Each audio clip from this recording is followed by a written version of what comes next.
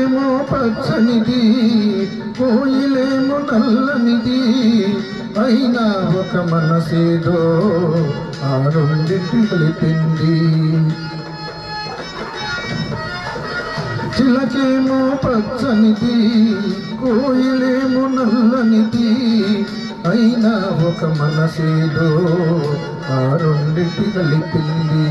పొద్దున చిలకను చూడండి, ముద్దుగా ముచ్చటలాడనిదే. పొద్దుగా చిలకను చూడనిదే, ముద్దుగా ముచ్చటలాడనిదే.